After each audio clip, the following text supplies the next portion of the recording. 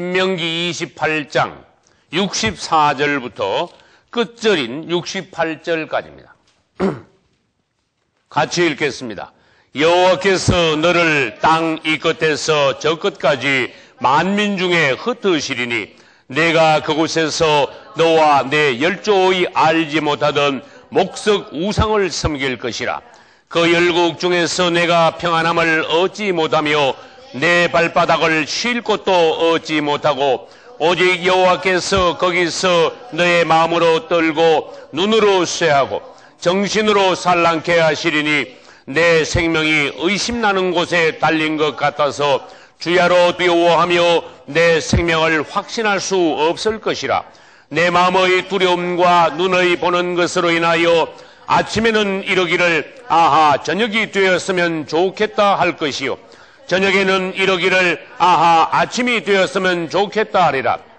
여호와께서 너를 배에 실으시고 전에 내게 고하여 이르시기를 내가 다시는 그 길을 보지 아니하리라 하시던 그 길로 너를 애굽으로 끌어가실 것이라. 거기서 너희가 너희 몸을 대적에게 노비로 팔려하나 너희를 살 자가 없으리라. 아멘. 할렐루야. 오늘은 예수 그리스도의 다시 오심 6번째 시간입니다. 오늘 우리가 같이 읽은 신명기 28장은 축복과 저주의 장이라고 할 수 있습니다. 우리가 하나님의 말씀을 순종할 때에, 하나님을 사랑할 때에 하나님께서는 이 세상에 있는 모든 복으로 우리에게 임하게 하실 것이요, 그 반대로 우리가 하나님을 떠나고 주의 말씀을 듣지 않을 때는 이 땅에 있는 모든 저주가 우리에게 임할 것이라고 말씀하신 것이 신명기 28장의 기록입니다. 이스라엘은 출애굽 이후에 불행하게도 광야에서부터 하나님을 배반하기 시작했습니다. 그리고 가나안 땅에 들어갔어도 사사시대에는 범죄의 악순환이 계속되었습니다. 또 솔로몬 왕 이후에는 철저히 타락하여 바벨론에 의하여서 이스라엘이 멸망당하고 바벨론에서 70년 동안 포로 생활하고 난 이후에 귀환하고도 이스라엘은 하나님 앞에 바로 서지 못했습니다. 마침내 그리스도께서 성경에 약속하신 대로 오셨지만 이스라엘은 그리스도를 배척하고 십자가에 못 박음으로써 그들은 하나님께서 예고하신 대로 형벌이 시작되었습니다. 오늘은 이방인의 때에 유대인들이 어떠한 형벌을 받아왔는가에 대해서 보기로 하겠습니다. 본래 구원은 유대인들을 위한 것이었지만 그들이 하나님을 떠남으로써 구원은 유대인에게서 이방인에게로 넘어가 버렸습니다. 그것을 이방인의 때라고 부릅니다. 유대교가 타락하고 생명 없는 종교가 되어버렸습니다. 그리고 이스라엘 백성들은 하나님을 버림으로써 그들은 화를 자초하고 말았던 것입니다. 그들이 그리스도를 배척하고 십자가에 못 박을 때 마태복음 27장 25절에서 이렇게 말했습니다. 그 피를 우리와 우리 자손들에게 돌릴지어다. 그들은 그리스도의 피값을 자기와 자기 자손들이 받겠다고 화를 자초한 것입니다. 그리고 예수님께서도 마태복음 23장 35절에서 이 땅에서 흘린 의로운 피가 다 너희에게로 돌아가리라 하시면서 그들의 형벌을 예고하셨습니다. 이제 예수님 당시에 이스라엘을 지배하고 있던 나라는 로마입니다. 로마는 성경에서 넷째 짐승에 비유됩니다. 로마는 BC 약 60년경부터 이스라엘을 정복하여 식민지화하기 시작했습니다. 그리고 예수께서 십자가에 못 박히시고 3일 만에 부활하시고 승천하신 이후에 약 37년이 지나서 서기 66년이 되었을 때 이스라엘에서는 로마에 대항하여 독립운동이 일어나기 시작했습니다. 그리고 유대 반란군은 예루살렘을 장악하고 그동안에 로마 황제에게 경배와 제사를 드리던 것을 이제는 거부하고 로마에 정식으로 선전을 포고했습니다. 이제 수년 동안 유대 반란군과 로마는 전쟁을 계속했습니다. 그러다가 서기 70년 봄 6월절이 다가왔습니다. 아시다시피 6월절에는 이스라엘의 모든 남자들이 예루살렘 성전에 모여 함께 하나님께 제사를 드리는 이스라엘의 가장 중요한 절기입니다. 그때 6월절에 이스라엘 전국에서 남자들이 백수십만 명이 예루살렘에 모였습니다. 그때를 기회로 로마 장군 티투스가 10만 명의 대군을 이끌고 예루살렘에 갑자기 쳐들어와 예루살렘 성을 포위하고 공격하기 시작했습니다.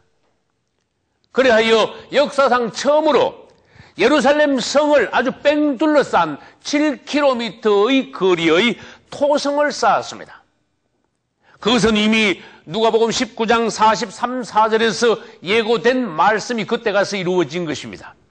날이 이를지라 내 원수들이 토성을 쌓고 너를 사면으로 가두고 너와 내 자식을 땅에 메우 치며 돌 하나도 돌 위에 남기지 아니하리라.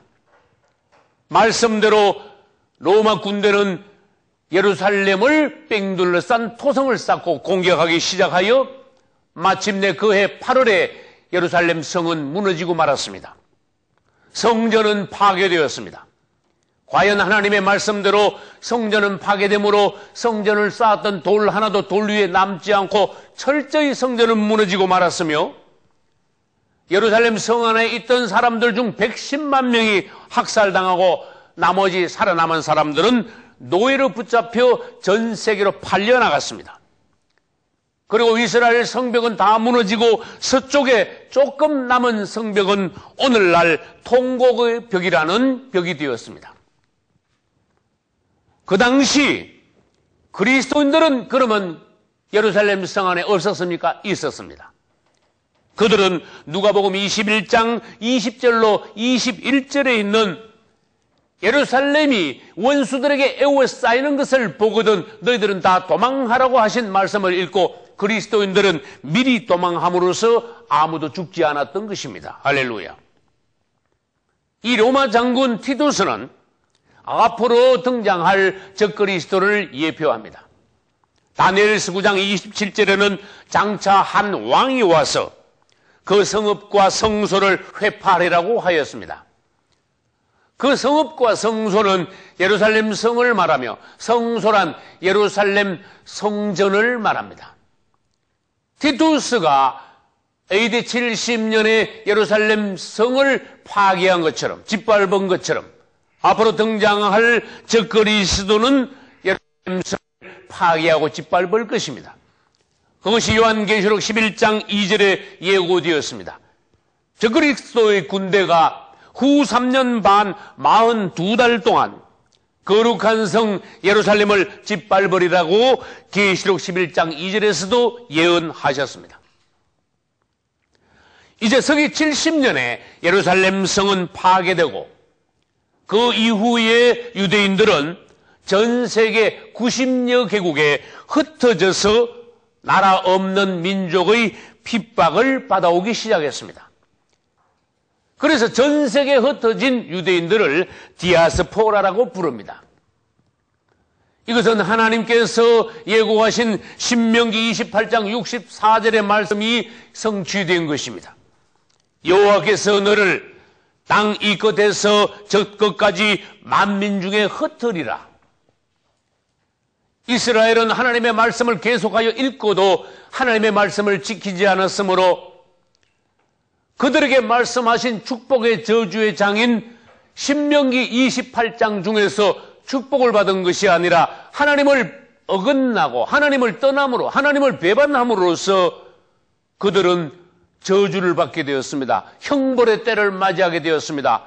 이방인의 때가 끝날 때까지 유대인들은 하나님 앞에 징계를 받는 민족이 되고 말았습니다.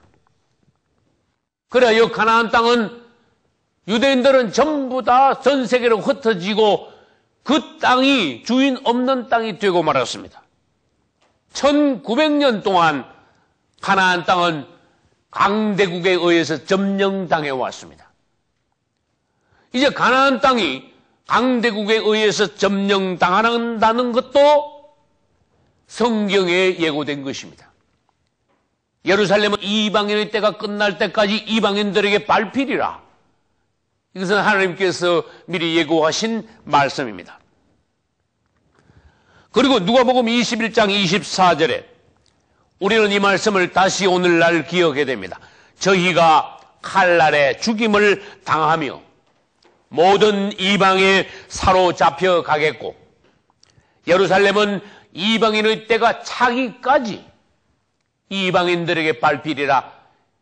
이제 예루살렘이 이방인의 발에 밟히는 것은 이방인의 때가 지속되고 있다는 것을 의미하며 예루살렘에서 이방인들이 떠날 때, 다시 말해서 예루살렘이 회복될 때 이제는 이방인의 때가 끝나게 된다는 것입니다. 그러면 유대인들이 1900년 동안 전 세계에서 어떻게 징계를 당하며 학살당해 왔는지 그것을 또 역사적으로 보기로 하겠습니다. 첫째, AD 70년에 아까 말씀드린 대로 티투스 장군이 예루살렘 성을 정복하고 110만 명을 그 자리에서 학살했습니다. 둘째, AD 135년에 로마의 하드리안 황제는 다시 명령을 내려가지고 가나안 땅에 남아있는 유대인들을 모두 죽이라고 했을 때 58만 명의 유대인들이 학살당했습니다. 셋째, AD 400년에서 1400년까지 십자군이 조직되어 가나안 땅으로 진격해서 예수를 십자가에 못 박은 유대인들을 보는 대로 죽이라 해서 유대인 박멸 운동이 일어나 그 당시 유대인들이 보는 대로 다 죽임을 당했습니다. 넷째, 1066년에 아랍인들이 그라나다에서 4,000명의 유대인들을 학살했습니다. 다섯째, 1298년에 프랑코니아 바바리아 지방에서 한꺼번에 10만 명의 유대인들이 죽임을 당했습니다.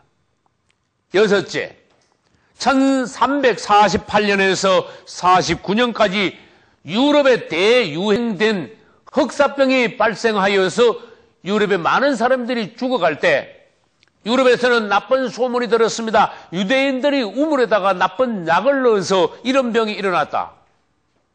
헛소문이 나서 사람들은 유대인들에게 분노하여 보는 대로 죽였습니다. 그때 유대인들은 100만 명이나 죽임을 당했습니다. 일곱 번째, 1492년에 스페인에서 30만 명의 유대인들이 사형당하거나 추방되었습니다. 여덟째, 1560년에 체코슬로바키아에서 3,000 가구가 불태워지면서 유대인들이 함께 불태워졌습니다. 아홉 번째, 1648년에서 58년 그 사이에 폴란드와 러시아가 전쟁을 했는데 그 중간에 있던 유대인들이 40만 명이나 피살되었습니다. 열째, 1919년에 우크라이나 민족주의자들이 자기들 주위에 있는 유대인들을 보는 대로 죽임으로써 그 당시에 6만 명의 유대인들이 살해당했습니다. 11번째, 1933년에서 1945년까지 역사상 가장 비참한 유대인 학살이 자행되었습니다. 그것은 2차 대전 중 히틀러가 저지른 것입니다. 그 당시 유럽에는 약 980만 명의 유대인들이 있었습니다. 히틀러는 그 중에 600만 명 이상의 유대인들을 죽였습니다. 그 중에서 폴란드 아우슈비츠라는 그 수용소에서는 한 군데서만 200만 명 이상의 유대인들이 죽었습니다. 여러분, 이 모든 유대인들이 당한 일들은 역사에서 절대로 우연이 아닙니다. 하나님께서 수천 년 전부터 예고하신 것이며 그들은 하나님을 떠남으로써 하나님께서 예고하신 대로 형벌을 당했던 것입니다. 그러나 이스라엘은 이 땅의 모든 민족들 중에서 사실은 맏아들입니다. 맏아들이 잘못함으로써 동생들에게 본을 보여주시기 위해 하나님께서는 이스라엘을 혹독하게 징계하고 계신 것입니다. 우리는 이스라엘에 당한 모든 것이 오늘날 거울이 되어야 됩니다. 그들이 당한 모든 것을 통하여 오늘날 우리들은 경고를 삼아야 됩니다. 이스라엘이 당한 모든 일들이 오늘날 우리에게 일어나지 않도록 우리는 그분을 지극히 사랑하고 그분의 말씀 안에서 생활함으로써 마침내 승리해야 됩니다. 할렐루야. 그러나 유대인들이 그렇게 혹독하게 1900년 동안 온 세계에서 핍박을 당해왔지만 그들은 멸종되지 않았습니다. 그것은 하나님의 은혜입니다. 이스라엘이 멸종되지 않은 것은 하나님께서 이스라엘을 멸종시키기로 작정하시지 않았다는 것입니다. 할렐루야. 하나님은 은혜의 하나님이요 자비의 하나님이십니다. 다른 여타 민족 같으면 벌써 이 땅에서 없어졌을 것입니다. 그러나 하나님께서는 이스라엘을 징계만 하기로 작정하셨습니다. 또 더 나아가서 이스라엘의 징계가 끝나면 이스라엘이 다시 돌아와서 회복될 것을 약속하신 것입니다. 할렐루야. 이제 이방인의 때 동안 이스라엘에는 성전이 없습니다. 유대인들에게 성전이 없다는 것은 그들에게 그리스도가 없다는 것입니다. 우리는 우리 중심에 그리스도가 있어야 합니다. 우리 중심에 그분이 있고 우리 중심에 그분이 계시고 그분이 우리 중심에서 살아계시며 우리가 그분을 사랑하심으로써 우리는 명실상부한 그리스도인이 되는 것입니다. 할렐루야. 그동안 유대인들이 온 세계에 떠돌아다녔는데 유대인들을 선대한 나라는 하나님께 복을 받았습니다. 할렐루야. 반대로 유대인들을 학대한 나라는 몰락해 갔습니다. 다시 말해서 하나님께서 유대인들을 징계하시기로 작정하셨지만 그렇다고 해서 유대인들을 학대할 때 그 나라는 하나님께 복을 받지 못한다는 것입니다. 이제 유대인들의 특징에 대해서 우리가 배워가겠습니다. 유대인들은 세계 어느 나라를 가든지 그 나라 그 사회에 신속하게 적응했습니다. 그래서 잘 어울렸습니다. 어느 나라에 가든 그 나라의 문화에 신속히 적응하고 주위 사람들과 적극적으로 교제하면서 잘 어울리고 다시 말해서 역사를 거슬러 올라갈 때 이스라엘 사람들이 애굽에 갔을 때는 애굽에 적응을 잘했고 바벨론의 포로로 잡혀갔을 때는 바벨론 사회에 적응을 잘하였고 그 이후에 온 세계에 흩어져 지낼 때도 어느 나라에 가든 그 나라 말을 금방 배우고 그 나라 문화에 금방 적응되어서 잘 어울려 지냄으로써 그들이 생존을 유지하게 된 것입니다. 두 번째, 유대인들은 어느 나라에 가도 그들의 유대교 신앙 하나만은 철저히 지켜왔습니다. 그들은 성경을 어디를 가든 성경을 간직하며 철저하게 그들은 안식일을 지키고 율법을 지킴으로써 하나님의 백성의 모습을 유지해 왔습니다. 셋째, 유대인들은 순수한 유대인의 혈통을 오늘날까지 잘 이어왔습니다. 유대인들은 다른 나라 가서 살더라도 그 나라 사람들과 결혼하여 피가 섞이지 않았습니다. 유대인들은 오늘날까지 순수한 유대인들로 거의 남아 있습니다. 넷째, 유대인들은 여러분도 잘 아시다시피 아주 머리가 좋습니다. 그들은 성실합니다. 열심히 있습니다. 어느 나라에 가든 그들은 밑바닥에서부터 시작하여 열심을 함으로써 그 나라의 상권을 장악했습니다. 오늘날 유대인들이 전 세계의 돈의 절반을 가지고 있다고 해도 과언이 아닙니다. 그래야 그들은 돈을 그들의 생존의 무기로 삼았습니다. 이제 하나님께서는 오늘날까지 유대인들이 생존해 있게 하시고 또 그분의 약속을 따라서 유대인들이 다시 회복되어 본국을 나라를 다시 세우고 그러므로 그리스도께서 가까이 오셨다는 것을 그분께서는 보여주심으로써 오늘날 유대인들의 동향을 통하여서 우리가 이 시대의 표적을 분별하고 마지막 때를 대비하게 주님께서는 하신 것입니다. 할렐루야. 그러면 도표를 잠깐 보면서 유대인들이 이방인의 때에 어떠했는 것을 보겠습니다. AD 29년에 주님께서는 기름 부음을 받으셨습니다. 다시 말해서 세례 요한에게 세례 받으신 해입니다. 그리고 AD 29년에 그분은 십자가에 못 박히시고 3일 만에 부활하시고 승천하셨습니다. 그리고 AD 70년은 티투스 장군이 예루살렘을 점령하고 성전을 회파한 것입니다. 그것은 다니엘서 9장 26절에 나옵니다. 그리고 누가복음 19장, 마태복음 23장, 마태복음 24장 2절에서 주님께서 예언하신 것입니다. 그들은 AD 70년 이후에 전 세계로 흩어졌는데 그것을 디아스포라라고 합니다. 그러면 AD 70년 이후에 무슨 일이 벌어졌습니까? 그때부터 이방인의 때가 시작된 것입니다. 이방인의 때는 누가복음 21장 24절에서 주님께서 말씀하셨습니다. 그러면 이 이방인의 때는 언제 끝나느냐? 앞으로 곧 등장할 적그리스도의 출현과 동시에 이방인의 때는 끝나고 마지막 한 일회가 시작된다는 것입니다. 우리는 이 시대를 분별해야 합니다. 유대인들은 이미 돌아오고 있습니다. 유대 국가는 이미 나라를 다시 회복했습니다. 또 무화과나무는 가지가 연화해지고 이미 잎사귀가 났습니다.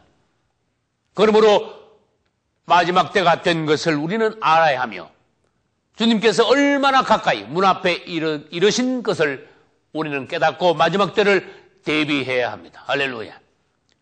다음 주 시간에는 이스라엘의 회복에 관하여서 보기로 하겠습니다. 여러분들이 이 마지막 때 신앙 승리하시고 그분이 오실 때 그분 앞에 모두 들림받을 수 있기를 예수 이름으로 축원합니다. 할렐루야.